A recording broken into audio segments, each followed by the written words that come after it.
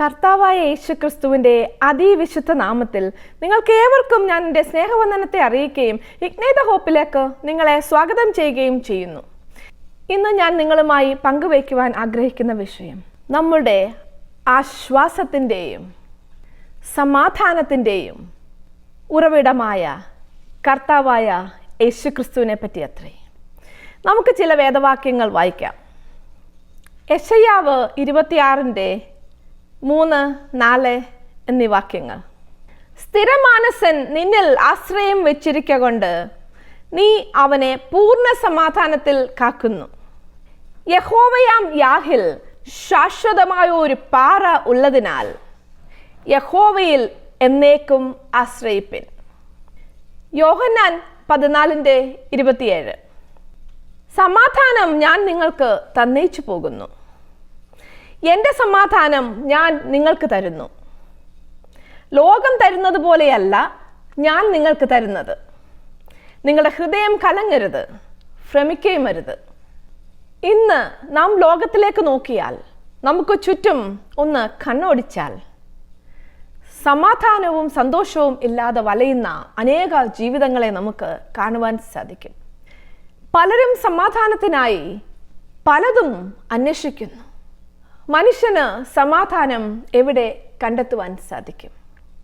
നിലനിൽക്കുന്ന സമാധാനം ലഭിക്കുന്ന ഒരേ ഒരു ഉറവിടമത്രേ നമ്മളുടെ ദൈവം. നമ്മുടെ ദൈവത്തിന് സകല ബുദ്ധിയെയും കവിയുന്ന സ്വർഗീയ സമാധാനത്താൽ നിറയ്ക്കുവാൻ സാധിക്കും. ആ ദൈവത്തെ നമുക്ക് നേരിട്ട് അറിയുമോ? പലർക്കും ദൈവത്തെപ്പറ്റി പലതും അറിയാം. യേശുക്രിസ്തുവിനെ പറ്റി പലതും അറിയാം. യഥാർത്ഥമായി നമുക്ക് വ്യക്തിപരമായി ഈ ദൈവത്തെ പരിചയമുണ്ടോ? പലരും സഭ ആരാധനകൾ മുടക്കാറില്ല. പലരും ദൈവജനം എന്ന് അവകാശപ്പെടുന്നു. ആത്മീകർ എന്ന് തന്നെത്താൻ പുകഴ്ത്തുന്നു. പലപ്പോഴും അവർക്ക് ദൈവത്തെപ്പറ്റി പല അറിവുകളും ഉള്ളവരാണ്. ദൈവവചനത്തെപ്പറ്റി അവർക്ക് പല അറിവുമുണ്ട്. യേശുക്രിസ്തുവിനെ പറ്റി അവർക്ക് ധാരാളം അറിയാം. യേശുക്രിസ്തു എന്തിനാ ലോകത്തിലേക്ക് വന്നിരിക്കുന്നുവെന്നും അവൻ എന്താണ് നിർവഹിച്ചതെന്നും എല്ലാം പലർക്കും അറിയാം. ഞാൻ ഇന്ന് നിങ്ങളോട് ചോദിക്കട്ടെ, വെറും അറിവുകൊണ്ടാണോ നിങ്ങൾ ജീവിക്കുന്നത്, അതോ ആ ദൈവവുമായി വ്യക്തിപരമായി ഒരു ബന്ധമുണ്ടോ? നിങ്ങൾക്ക് ആ ദൈവത്തെ വ്യക്തിപരമായി അറിയാമോ? അവൻ സമാധാന പ്രഭു അത്രേ. ലോകത്തിൽ ജനം സമാധാനമില്ലാതെ ഉഴന്നു നടക്കുമ്പോൾ, പലതിലും ആശ്രയിക്കുമ്പോൾ, നമുക്ക് ആശ്രയിക്കുവാൻ ഉള്ള ഒരു ശാശ്വത പാറയത്രേ നമ്മുടെ ദൈവം. കർത്താവായ യേശുക്രിസ്തു അത്രേ ഏക ഉത്തരം. മനുഷ്യ മനസ്സുകൾക്ക് മനസ്സിലാക്കുന്നതിൽ ഒക്കെ ഉപരിയായി ദൈവത്തിന് നമ്മെ ദിവ്യ സമാധാനത്താൽ നിറയ്ക്കുവാൻ സാധിക്കും. എങ്ങനെയാണത് സാധിക്കുന്നത്? റോമർ 5-ാം അധ്യായത്തിലേക്ക് നമുക്കൊന്ന് കടന്നു വരാം. അതിൻ്റെ 1 മുതൽ 8 വരെയുള്ള വാക്യങ്ങൾ. വിശ്വാസത്താൽ നീതീകരിക്കപ്പെട്ടിട്ട് നമ്മുടെ കർത്താവായ യേശുക്രിസ്തു മൂലം നമുക്ക് ദൈവത്തോട് സമാധാനം ഉണ്ട്. നാം നിൽക്കുന്ന ഈ കൃപയിലേക്ക് നമുക്ക് അവൻ മൂലം വിശ്വാസത്താൽ പ്രവേശനവും ലഭിച്ചിരിക്കുന്നു. നാം ദൈവ തേജസ്സിന്റെ പ്രത്യാശയിൽ പ്രശംസിക്കുന്നു. അത് തന്നെയല്ല, കഷ്ടത സഹിഷ്ണുതയെയും, സഹിഷ്ണുത സിദ്ധതയെയും, സിദ്ധത പ്രത്യാശയെയും ഉളവാക്കുന്നു എന്നറിഞ്ഞു നാം കഷ്ടങ്ങളിലും പ്രശംസിക്കുന്നു. പ്രത്യാശയ്ക്കോ ഭംഗം വരുന്നില്ല. ദൈവത്തിൻ്റെ സ്നേഹം നമുക്ക് നൽകപ്പെട്ട പരിശുദ്ധാത്മാവിനാൽ നമ്മുടെ ഹൃദയങ്ങളിൽ പകർന്നിരിക്കുന്നുവല്ലോ. നാം ബലഹീനർ ആയിരിക്കുമ്പോൾ തന്നെ ക്രിസ്തു തക്ക സമയത്ത് ആ ഭക്തർക്കു വേണ്ടി മരിച്ചു. നീതിമാനു വേണ്ടി ആരെങ്കിലും മരിക്കുന്നത് ദുർലഭം. ഗുണവാന് വേണ്ടി പക്ഷേ മരിപ്പാൻ തുനിയുമായിരിക്കും. ക്രിസ്തുവോ നാം പാപികൾ ആയിരിക്കുമ്പോൾ തന്നെ നമുക്ക് വേണ്ടി മരിക്കയാൽ ദൈവം തനിക്ക് നമ്മോടുള്ള സ്നേഹത്തെ പ്രദർശിപ്പിക്കുന്നു. ഇന്ന് പലരും സമാധാനവും സന്തോഷവും തേടി ലഹരി വസ്തുക്കളെ ആശ്രയിക്കുന്നു. തെറ്റായ കൂട്ടുകെട്ടിൽ ചെന്നുപെടുന്നു. അസന്മാർഗ ജീവിതത്തിൽ നടക്കുന്നു. അനേകർ ഭൗതിക സമ്പത്ത് സമ്പാദിക്കുന്നതിൽ കൂടെ ആശ്വാസവും സമാധാനവും കണ്ടെത്തുവാൻ ശ്രമിക്കുന്നുണ്ട്. പലരും അധികാരങ്ങളിലും സ്ഥാനമാനങ്ങളിലും ഒക്കെ ആശ്രയിച്ച് അവർ സന്തോഷവും സമാധാനവും കണ്ടെത്തുവാൻ ശ്രമിക്കുന്നുണ്ട്. പലതും താൽക്കാലികമായി സന്തോഷവും സമാധാനവും നൽകിയേക്കാം. അതെല്ലാം നമ്മുടെ ജീവിതത്തിൻ്റെ തകർച്ചയ്ക്ക് വഴിയാകും. ദൈവത്തിലുള്ള സന്തോഷവും സമാധാനവും മാത്രമേ നമുക്ക് നിത്യമായി അനുഭവിക്കുവാൻ സാധിക്കുകയുള്ളൂ. തെറ്റായ മാർഗങ്ങളിൽ കാലെടുത്ത് വെക്കുമ്പോൾ ഓർക്കണമേ, ഒരു ദിവസം അത് നമ്മൾക്ക് നാശത്തിന് കാരണമായേക്കാം. നമ്മുടെ ജീവിതം തന്നെ തകർന്നു പോയേക്കാം. ശാശ്വതമായ സമാധാനത്തിൻ്റെയും സന്തോഷത്തിൻ്റെയും ഉറവിടമത്രേ നമ്മുടെ കർത്താവായ യേശുക്രിസ്തു. അവൻ സമാധാന പ്രഭു അത്രേ.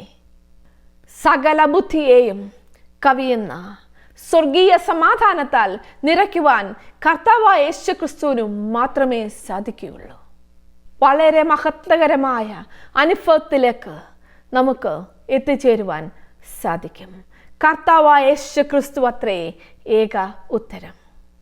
റോമർ 5 അധ്യായം 1-2 വാക്യങ്ങളിൽ ഇപ്രകാരം വായിക്കാം: വിശ്വാസത്താൽ നീതീകരിക്കപ്പെട്ടിട്ട് നമ്മുടെ കർത്താവായ യേശുക്രിസ്തു മൂലം നമുക്ക് ദൈവത്തോട് സമാധാനമുണ്ട്.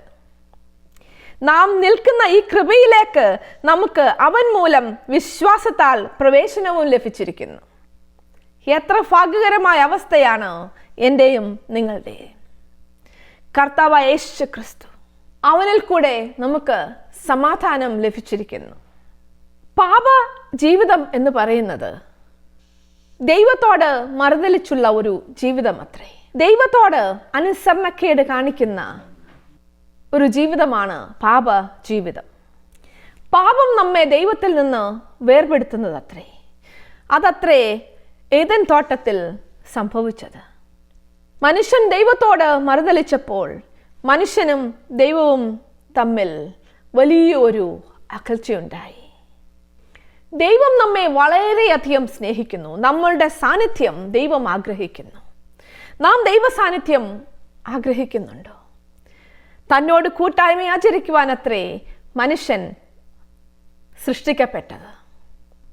ദൈവത്തിൽ നിന്ന് അന്യപ്പെട്ടു പോയ മാനവജാതിയെ രക്ഷിക്കാൻ പിതാവായ ദൈവം പുത്രനെ ഈ ഭൂമിയിലേക്ക് അയച്ചു. നമുക്ക് വേണ്ടി അവൻ പരമയാഗമായി തീർന്നു.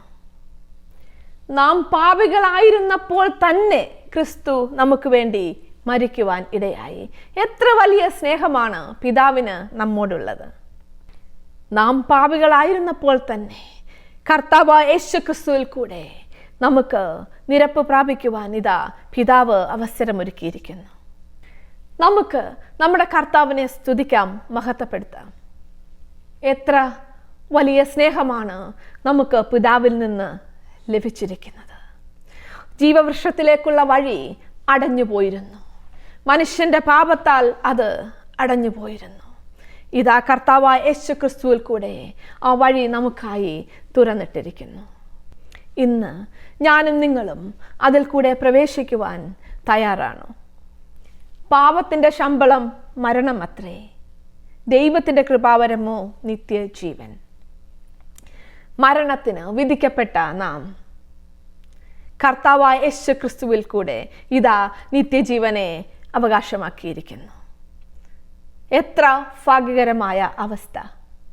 കർത്താവായ യേശുക്രിസ്തു മരണശിക്ഷ നമുക്കായി തന്നെത്താൻ ഏറ്റെടുത്തു. നമുക്ക് അവനിൽ കൂടെ നീതി ലഭിച്ചിരിക്കുന്നു. മഹത്വകരമായ ഒരു ജീവിതത്തിനായി, ക്രിസ്തുവേശുവിൽ സമൃദ്ധിയായ ഒരു ജീവിതത്തിനു വേണ്ടി കർത്താവായ യേശു ക്രിസ്തു നമ്മെ വേർതിരിച്ചിരിക്കുന്നു, നമ്മെ പേർ ചൊല്ലി വിളിച്ചിരിക്കുന്നു. ദൈവത്തിന് അവകാശികളും ക്രിസ്തുവിന് കൂട്ടവകാശികളുമായി ജീവിക്കുവാൻ എത്ര ഭാഗ്യകരമായ ഒരു ജീവിതത്തിലേക്ക് അത്രേ കർത്താവായ യേശു ക്രിസ്തു നമ്മെ നയിക്കുന്നത്. ദൈവം നടത്തുന്ന വഴിയിൽ കൂടെ യാത്ര ചെയ്യുവാൻ, കർത്താവായ യേശു ക്രിസ്തുവിൽ അടിയുറച്ച് ജീവിക്കുവാൻ, അതിനായി അവൻ്റെ പരിശുദ്ധാത്മാവിനെ നമ്മളിലേക്ക് അയച്ചിരിക്കുന്നു. ദൈവത്തിൻ്റെ ആത്മാവിനെ പ്രാപിച്ച് നമുക്ക് ധീരതയോട് മുന്നേറാം. കർത്താവിൻ്റെ രണ്ടാമത്തെ വരവിന് വേണ്ടി ആവേശത്തോടെ കാത്തിരിക്കുന്നവരാണോ നമ്മൾ? വേദപുസ്തകത്തിൽ നമുക്ക് വായിക്കുവാൻ സാധിക്കും, സകല സൃഷ്ടികളും ദൈവപുത്രന്റെ വരവിനായി കാത്തിരിക്കുന്നുവെന്ന്. ദൈവം നമ്മെ സ്വർഗീയ സന്തോഷത്താൽ നിറയ്ക്കുവാൻ ശക്തനത്രേ. നാം ഏൽപ്പിച്ചു കൊടുത്താൽ മാത്രം മതി. നാം അതിന് തയ്യാറാണോ? നമുക്കതിന് മനസ്സുണ്ടോ? ഇന്ന് എന്നെ കേൾക്കുന്ന പ്രിയപ്പെട്ടവരെ, ഇന്ന് നിങ്ങൾക്ക് അല്പസമയം ഒന്ന് ചിന്തിക്കാമോ? റോമർ 5-ാം അധ്യായത്തിൽ നമുക്ക് വായിക്കാം, ദൈവത്തിൻ്റെ മഹത്വത്തിൻ്റെ പ്രത്യാശയിൽ ഞങ്ങൾ സന്തോഷിക്കുന്നുവെന്ന്. ദൈവത്തിലുള്ള പ്രത്യാശ ലോകം തരുന്നത് പോലെയല്ല. ദൈവം തൻ്റെ വാഗ്ദത്തങ്ങളെ നിറവേറ്റുന്ന ദൈവമാണ്. അവൻ വാക്ക് മാറാത്തവനാണ്. ഇന്ന് ഒന്ന് പറഞ്ഞിട്ട് നാളെ വേറെ ഒന്ന് ചെയ്യുന്ന ദൈവമല്ല നമ്മളുടെ ദൈവം. അവൻ വിശ്വസ്തനത്രേ, വാഗ്ദത്തങ്ങളിൽ വിശ്വസ്തനത്രേ. നിങ്ങൾക്ക് വിശ്വസ്തയോടെ ദൈവസന്നിധിയിൽ ഏൽപ്പിച്ചു കൊടുക്കാമോ? അവനോടുള്ള കൂട്ടായ്മയിൽ ജീവിക്കുവാൻ സാധിക്കുമോ? നമ്മുടെ ജീവിത യാത്രയിൽ നാം കർത്താവിനോടൊപ്പമാണോ യാത്ര ചെയ്യുന്നത്? അവൻ നമുക്ക് മുമ്പായി പോകാം എന്ന് വാഗ്ദത്തം ചെയ്തിരിക്കുന്നു. ആ ജീവിതയാത്രയിൽ പലപ്പോഴും പ്രശ്നങ്ങളും പ്രതികൂലങ്ങളും ഒക്കെ നേരിട്ടേക്കാം. നാം കർത്താവിനോടുകൂടെ യാത്ര ചെയ്യുന്നുവെങ്കിൽ അതെല്ലാം നമ്മെ മഹത്വത്തിലേക്ക് എത്തിച്ചേർക്കും. കാറ്റും തിരമാലയും ഒക്കെ ജീവിതത്തിൽ അനുഭവിച്ചേക്കാം. ശത്രുവിനെ നേരിട്ടേക്കാം. കർത്താവായ യേശു ക്രിസ്തുവിനോട് കൂടി യാത്ര ചെയ്യുന്നവൻ ഉദ്ദേശിച്ച സ്ഥാനത്ത് എത്തുക തന്നെ ചെയ്യും. റോമർ 5:3 മുതൽ 5 വരെയുള്ള വാക്യങ്ങളിൽ ഇപ്രകാരം വായിക്കാം, അത് തന്നെയല്ല, കഷ്ടത സഹിഷ്ണുതയെയും, സഹിഷ്ണുത സിദ്ധതയെയും, സിദ്ധത പ്രത്യാശയെയും ഉളവാക്കുന്നു എന്നറിഞ്ഞ് നാം കഷ്ടങ്ങളിലും പ്രശംസിക്കുന്നു. പ്രത്യാശയ്ക്കോ ഭംഗം വരുന്നില്ല. ദൈവത്തിൻ്റെ സ്നേഹം നമുക്ക് നൽകപ്പെട്ട പരിശുദ്ധാത്മാവിനാൽ നമ്മുടെ ഹൃദയങ്ങളിൽ പകർന്നിരിക്കുന്നുവല്ലോ. നമ്മുടെ പ്രത്യാശയോർത്ത് നാം പ്രത്യാശയുള്ളവരാകൊണ്ട് നാം കഷ്ടങ്ങളിലും പ്രശംസിക്കുന്നു. നമ്മുടെ പ്രത്യാശയ്ക്ക് ഭംഗം വരികയില്ല. ദൈവം വിശ്വസ്തനത്രേ. നമ്മളുടെ കഷ്ടപ്പാടിൽ നാം ആശ്വാസം കണ്ടെത്തുന്നുവെങ്കിൽ നമ്മുടെ ജീവിതയാത്രയിൽ നാം ദൈവത്തോടുകൂടി യാത്ര ചെയ്യുന്നവരത്രേ. എബ്രായർ 12:2 ഇപ്രകാരം വായിക്കാം, വിശ്വാസത്തിൻ്റെ നായകനും പൂർത്തി വരുത്തുന്നവനുമായ യേശുവിനെ നോക്കുക. തൻ്റെ മുൻപിൽ വെച്ചിരിക്കുന്ന സന്തോഷമോർത്ത് അവൻ അപമാനം അലക്ഷ്യമാക്കി ക്രൂശിനെ സഹിക്കുകയും ദൈവസിംഹാസനത്തിന്റെ വലത്തുഭാഗത്ത് ഇരിക്കുകയും ചെയ്തു. വിശ്വാസത്തിന്റെ നായകനും പൂർത്തി വരുത്തുന്നവനുമായ യേശുവിനെ നോക്കുക. തൻ്റെ മുൻപിൽ വെച്ചിരിക്കുന്ന സന്തോഷമോർത്ത് അവൻ അപമാനം അലക്ഷ്യമാക്കി ക്രൂശിനെ സഹിച്ചു. ആർക്കു വേണ്ടി? നമുക്ക് വേണ്ടി. തൻ്റെ മുൻപിൽ വെച്ചിരിക്കുന്ന ഓട്ടം വിശ്വസ്തയോടെ കർത്താവായ യേശു ക്രിസ്തു ചെയ്തു തീർത്തു. പിതാവ് പുത്രനെ ഏൽപ്പിച്ചിരുന്ന ദൗത്യം വിശ്വസ്തയോടെ അവൻ ചെയ്തു തീർത്തിരിക്കുന്നു. ക്രൂശിലെ സകല കഷ്ടതയും അവൻ ഏറ്റെടുത്തു. എനിക്കും നിങ്ങൾക്കും നിത്യജീവൻ തരുവാൻ വേണ്ടി.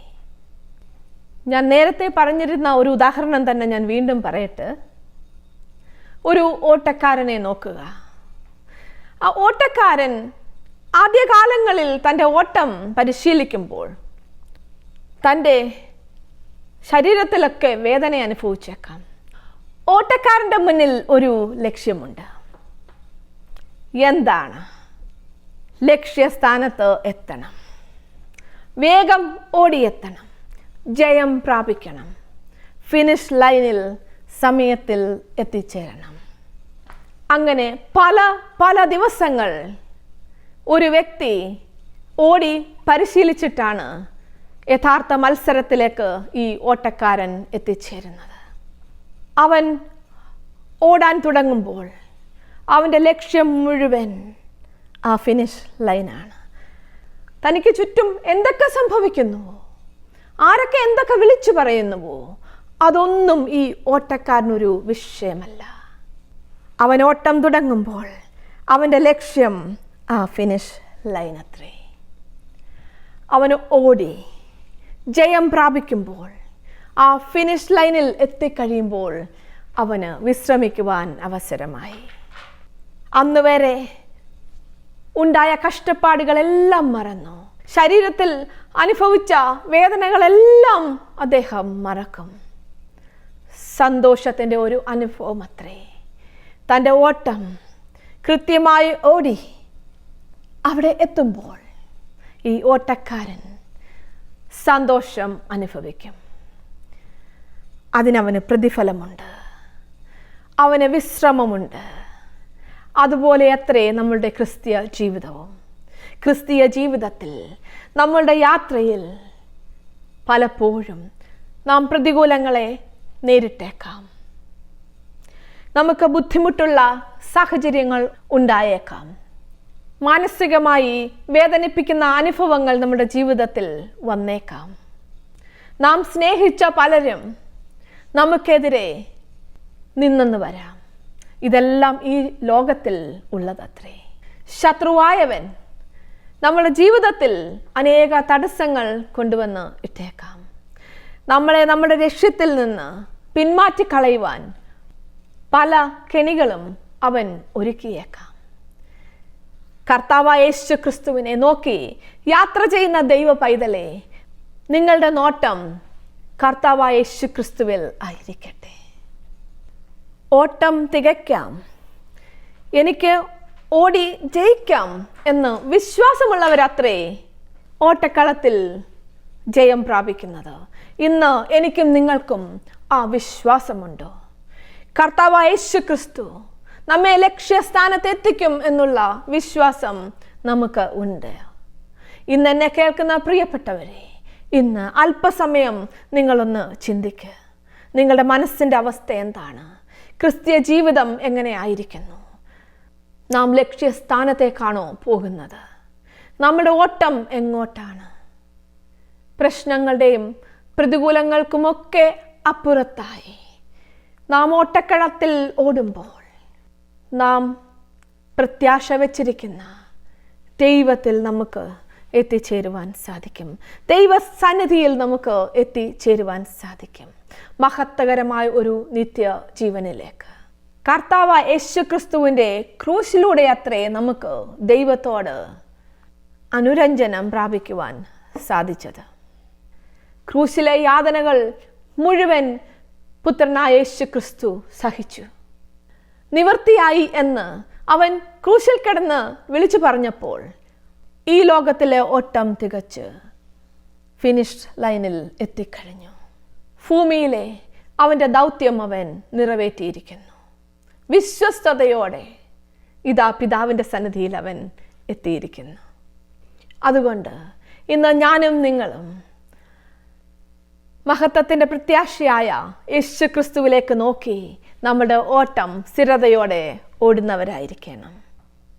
നമുക്ക് കർത്താവായ യേശു ക്രിസ്തുവിനെ പറ്റി കുറെ വിവരങ്ങളൊക്കെ അറിഞ്ഞതുകൊണ്ട് ഒരു കാര്യവുമില്ല. അവനുമായി വ്യക്തിപരമായ ഒരു ബന്ധത്തിൽ നാം ജീവിക്കുന്നില്ല എങ്കിൽ നമ്മുടെ അറിവ് എല്ലാം വ്യർത്ഥമത്രേ. അതുകൊണ്ട് നമുക്ക് ഒരു പ്രയോജനവും ഉണ്ടാകുകയില്ല. എന്താണ് ഈ ദൈവിക സമാധാനം? നിങ്ങൾ അതിനെപ്പറ്റി ഒന്ന് ചിന്തിച്ചിട്ടുണ്ടോ?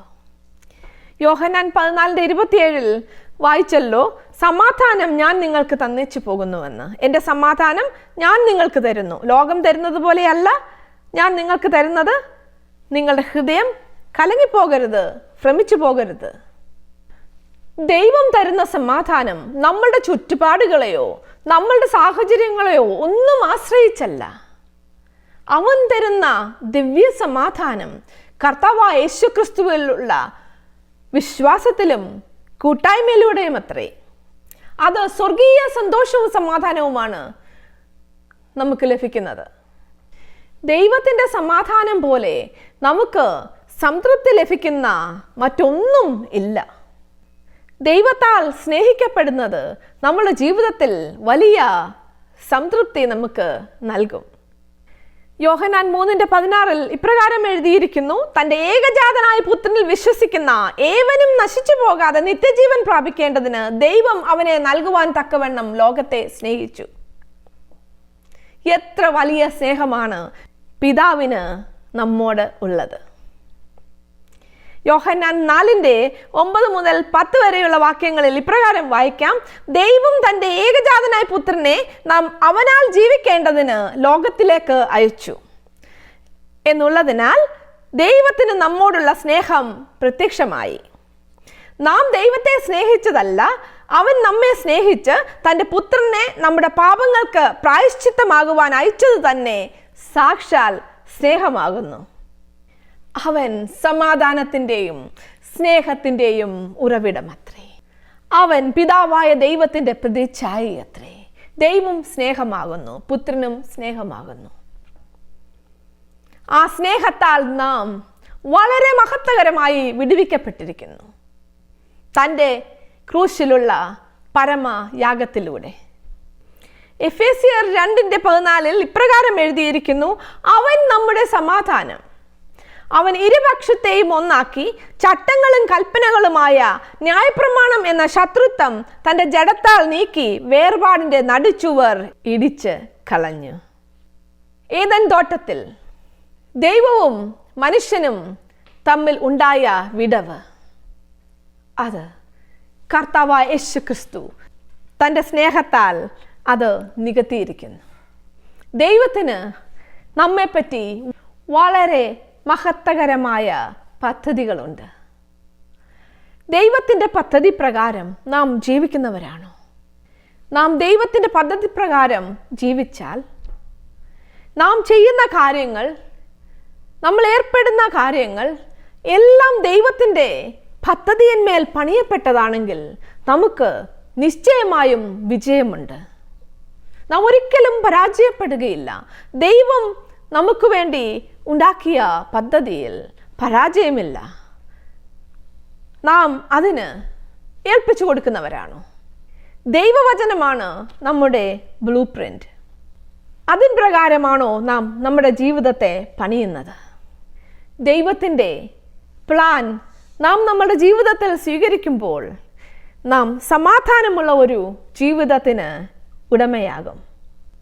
നമുക്ക് പാപക്ഷമ ലഭിച്ചതാണ് നമ്മുടെ ജീവിതത്തിൽ ഉണ്ടായിരിക്കുന്ന ഏറ്റവും വലിയ സമാധാനം. അവൻ സകല ശത്രു കെട്ടിയ മതിലുകളെയും തകർത്ത് നമുക്ക് സമാധാനം നേടി തന്നിരിക്കുന്നു. ഇന്ന് എനിക്കും നിങ്ങൾക്കും ദൈവത്തെ ഒന്ന് സ്തുതിക്കാൻ സാധിക്കുമോ? യെശയ്യാവ് 26:3-4 വാക്യങ്ങളിൽ ഇപ്രകാരം വായിക്കാം, സ്ഥിരമാനസൻ നിന്നിൽ ആശ്രയം വെച്ചിരിക്കൊണ്ട് നീ അവനെ പൂർണ്ണ സമാധാനത്തിൽ കാക്കുന്നു. യഹോവയാം യാഹിൽ ശാശ്വതമായ ഒരു പാറയുള്ളതിനാൽ യഹോവയിൽ എന്നേക്കും ആശ്രയിപ്പിൻ.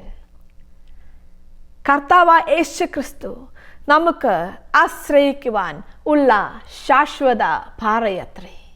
സ്ഥിരമാനസൻ നിന്നിൽ ആശ്രയം വെച്ചിരിക്കുന്നത് കൊണ്ട് നീ അവനെ പൂർണ്ണ സമാധാനത്തിൽ. ആരാണ് സ്ഥിരമാനസൻ? ദൈവത്തിൽ അടിയുറച്ച് ജീവിക്കുന്നവൻ. യഹോവയെ ആശ്രയിക്കുന്നവർ കുലുങ്ങാതെ നിൽക്കുന്ന സിയോൻ പർവ്വതം പോലെയാകുന്നു എന്ന് നമുക്ക് ദൈവവചനത്തിൽ വായിക്കുവാൻ സാധിക്കും. നമുക്ക് ആശ്വാസം തരുന്ന ആ പാറയിലേക്ക് നമുക്ക് ഇന്നൊന്ന് നോക്കാം. യോഹന്നാൻ 14:27 നാം പല പ്രാവശ്യം വായിച്ചു, എൻ്റെ സമാധാനം ഞാൻ നിങ്ങൾക്ക് തന്നേച്ച് പോകുന്നു. എന്നെ കേൾക്കുന്ന പ്രിയപ്പെട്ടവരെ, ഇന്ന് ആരെങ്കിലും ജീവിതത്തിൽ സമാധാനം ഇല്ലാതെ വലയുന്നുവെങ്കിൽ, എന്തൊക്കെ ജീവിതത്തിൽ ഉണ്ടായിട്ടും ജീവിതത്തിൽ സമാധാനം ഇല്ലാത്തവരാണെങ്കിൽ, ഇന്ന് സമാധാന പ്രഭുവിനെ നിങ്ങളുടെ ജീവിതത്തിലേക്ക് സ്വീകരിക്കുമോ? സമാധാന പ്രഭു നമ്മുടെ ജീവിതത്തിൽ വന്നു വസിച്ചില്ലെങ്കിൽ നാം ഒരിക്കലും സമാധാനം കണ്ടെത്തുകയില്ല. നമ്മുടെ സമാധാനത്തിൻ്റെയും ആശ്വാസത്തിൻ്റെയും സന്തോഷത്തിൻ്റെയും ഏക ഉറവിടം കർത്താവായ യേശു ക്രിസ്തു അത്രേ. അവനത്രേ ഏക ഉത്തരം.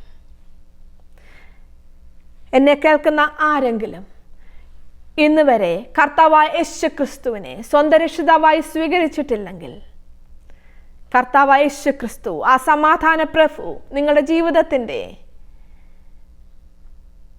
ഭാഗം അല്ല എങ്കിൽ, ഇന്ന് ഞാൻ താഴ്മയോടെ നിങ്ങളോട് പറയട്ടെ, അവൻ്റെ ആട്ടിൻ തൊഴുത്ത് ഇതാ നിങ്ങൾക്കായി എനിക്കായി തുറന്നിട്ടിരിക്കുന്നു. അവിടെ നമുക്ക് സുരക്ഷിതമുണ്ട്, ആശ്വാസമുണ്ട്, സന്തോഷമുണ്ട്. അവൻ നമ്മെ എത്തേണ്ടിടത്ത് എത്തിക്കുക തന്നെ ചെയ്യും. ദൈവം നിങ്ങളെ അനുഗ്രഹിക്കട്ടെ.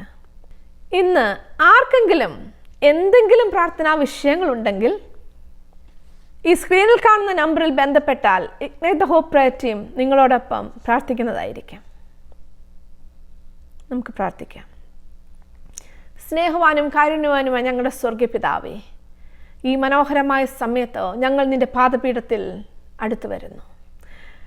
ദൈവമേ, അവിടുന്ന് ഞങ്ങൾക്ക് സമാധാനമുണ്ടാകുവാൻ, ആശ്വാസമുണ്ടാകുവാൻ, ദൈവവുമായി അന്യപ്പെട്ടു പോയ ഞങ്ങളെ പിതാവുമായി കൂട്ടി യോജിപ്പിക്കുവാൻ പുത്രനെ ഈ ലോകത്തിലേക്ക് അയച്ചു. അവൻ ഞങ്ങൾക്ക് വേണ്ടി പരമയാഗമായി തീർന്നു.